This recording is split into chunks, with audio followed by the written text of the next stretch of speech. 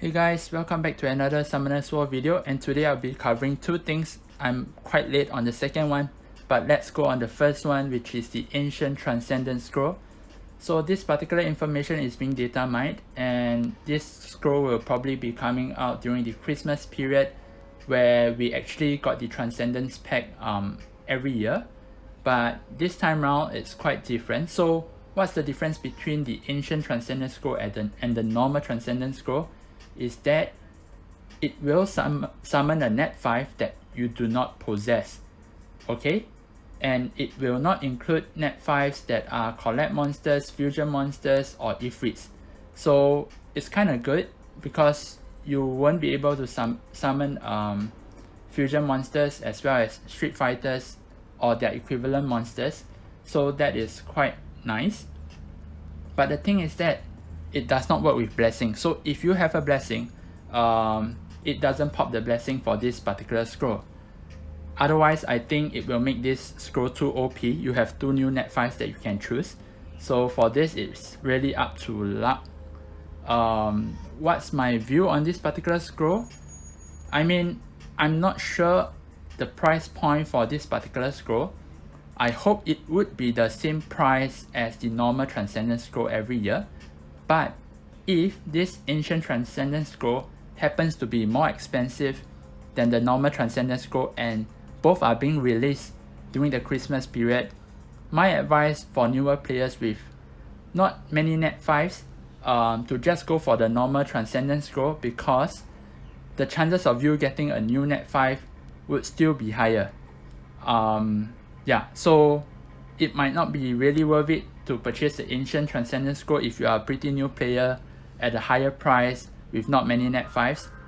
But then again, it all depends on how much this costs. So please do spend it wisely. I'm quite excited to take a look at this pack and seeing many people summoning this particular scroll. Okay, so that's the first thing.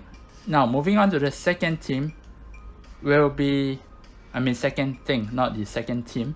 That will be the Second Awakening. We do see around that many people were guessing the clues. I was quite surprised. I thought they will only release one 2A monster, but they actually released two, the House and the Green Reapers. Many people have covered this, so I will go through this quickly just to make the video short. I think the House looks pretty cool and cute with 3 different House after its Second Awaken. And the Green Reaper is just dope. I just hope that the actual art style will really look like this. Okay, let's look at this skill.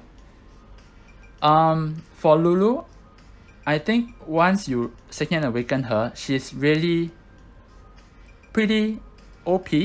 If you compare her to Ariel, because she will be a bit like Ariel combined with Delphoid, right? With the immunity as well as healing, and also, okay, so this does not have the attack bar boost, but I guess it's fine because same thing, you have the second and third skill that heals your allies as well as yourself, and the second skill also removes all harmful effects as compared the second skill removes all harmful effect, and the third skill as well. Before Second Awakening, the third skill only removes 2 harmful effects, but after Second Awakening, it will remove all harmful effects, and that is really good. I do see her being run more in dungeons. For those who haven't built Trikaru, and I think for newer players, beginners, you should start building your Lulu because it will really help in early game.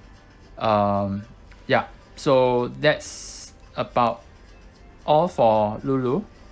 The next one for Train, I think the Second Awakening is quite nice because now the Plague will allow you to gain another turn after using skill 2, right? And the skill 2 can go into skill 3, which allows you to stun the enemy. But then again, I think this stun it's not a guaranteed stun. It will still go through resistance check, so you might not land the stun after all. But then again, it's still a nice upgrade. I'm actually personally more excited about the House Second Awakening. I'm quite looking forward to see how the other elements of the Howl as well as the Green Reaper can be used, because I think right now for the Green Reaper, you really only see Train being used. I mean, the light one, some people might use it, but for the other normal elements, you don't really see it. Same for the House, we only see Lulu being usable. The rest, they are just pretty underwhelming. So I just hope that with the 2A, their stats being buffed, their skills being buffed, they'll be more usable. Okay, so that's for the Second Awakening. I really can't wait. And moving next to the next dimension dungeon. So this is pretty crazy, because it allows you to get your Swift, Ancient Swift. Where is it? Yep, here. So you can get Ancient Swift rune from this dungeon.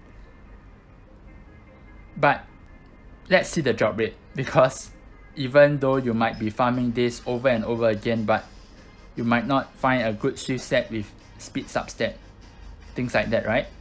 But yeah, I think overall it's pretty good. And the thing about this dungeon is you have to bring each of the monster type, right? HP, defense, attack, support into the dungeon. So I haven't really thought of what kind of team you can bring in. The mechanics, I'm not sure how OP the mechanics is, but it seems like you have to really get the boss down, I mean the health down ASAP, because over time you just might not survive this fight. Okay, so the artwork is pretty nice, I guess. It looks pretty much like Necro, just a more OP version of Necro. Yeah, there's not much information right now. That's all we have access to. I'm also not sure when they will release this, but for everyone, I think most of the people will actually go and grind the Second Awaken first before getting into this dungeon.